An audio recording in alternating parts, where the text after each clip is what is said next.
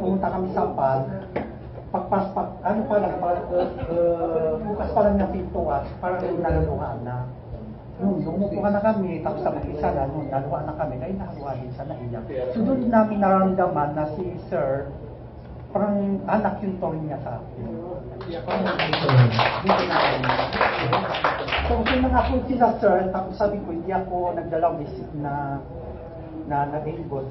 Actually Sir, parang malaki karangalan sa aming Evolution Aid sa nag-involve kami sa surprise ko para sa iyo. Kasi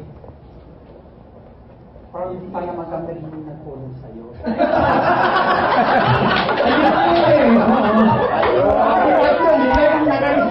Nakareserve na kami sa kanya. Gusto ko yan, Des. Nakakit ba nito? Paano? Tama. Gusto ko makinig sila eh. Sinabi mo kagabi. Pagkakit ka pa? Ayan na. Sabi mo, tayo na lang ba, hindi na ba tayo madadagdag ang mga pilwang leader? So kasi nasa bahay ko sila kagabi, sir. So, hindi tayo... Sa akin, birthday party is not about food. It's about love and unity. So about sa'yo, dahil sa Don't you all agree? tama nga yung sabi ni Sir, dahil sa pag, so nagkakaisa kami. So kumbaga, yun, gagagaling pa. So nandito kami, hindi ka ba talagang malala dahil sa'yo, Sir.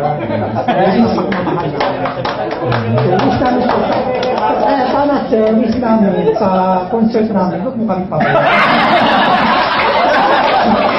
Ang kailangan namin, dito ako na magsalita. Sinuurtahan mo naman, Jeff.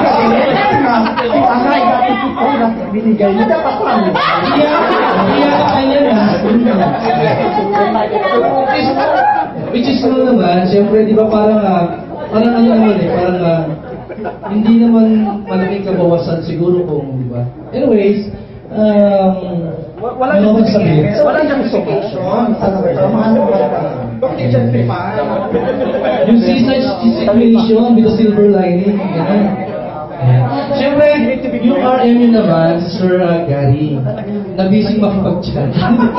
Joke lang. Kasi kinukulit ko yung